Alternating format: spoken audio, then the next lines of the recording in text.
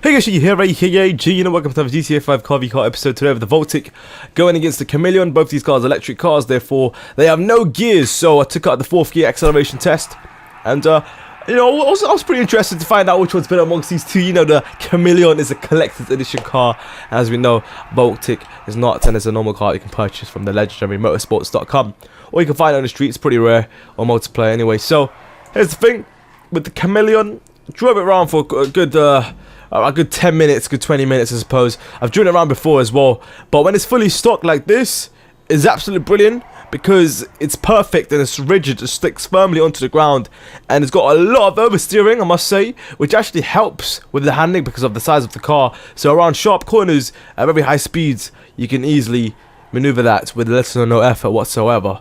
Am I right? Yeah! Exactly. So that's that.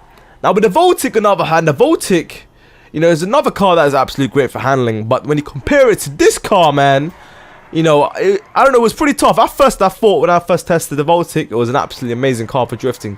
But the more you drive it, the more you actually understand that the Voltic has a lot of understeering, man, at very high speeds, and it can get a bit annoying at times. Even though it's very responsive, with between the turns and the straight roads and whatnot, if you want to squiggle about, because it's a small car, right? It's a very small car, am I right? Yeah. So it's a small car. Look, you see, it's a small car, so in that sense, you know, it's great and all whatnot. But when you're going at high speeds and you're trying to go around sharp corners, it's better off with the Khamelion than the Voltic, because the Voltic, right, a lot of understeering and it gets really annoying. And even when you drift, it's not that comfortable. You know, as you can see there, it just sort of doesn't have that smoothness as the Khamelion, and quite often you completely slow down with the Voltic. And the Khamelion itself is just, as I said, smooth around corners. You know, it's a big car, but it still does the job, you know, and it's amazing for drifting. And even this electric car, you still keep that consistent speed, innit? Yeah. Of course. Okay, so you see here, as a guy ducks out the car, I don't know why he was in the car in the first place. Because amazing drift right there. But this is one of the greatest things about this car, man. You can actually go between this gap.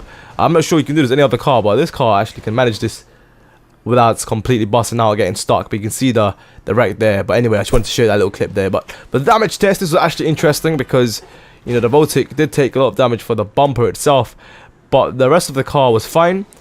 As the astronaut there, I think that was Stig. Was that Stig? I'm not even sure. You can see the Khamelion here getting a lot more damage compared to the Voltic. You can hood damage and all sorts of wreckage in the front, so definitely a point going towards the Voltic, because Khamelion took way more damage there, man. So best customization, this was pretty tight as well. You know, the Khamelion I thought had a lot more, which was the case, even though Voltic did have similar sort of setups with customization and whatnot, but it turned out that the Khamelion had 1 or 2 extra customizable options, so the Khamelion definitely deserves a point there. I thoroughly checked for every single part. It's just the Khamelion had extra sort of exhaust options, as well as 1 or 2 extra spoiler options as well. But anyway, for the fastest car, regardless, this is straightforward. I'm sure you guys all know this, but the Voltic completely annihilates the Khamelion here. So this was a really tough thing to test, I must say. Not tough, but a tough comparison, because there really wasn't many tests to compare amongst these two cars. So it turned out to be equal score 2-2. You can have it. So it's really down to you. So obviously, if you don't have the collector's edition, you're going to choose Voltic.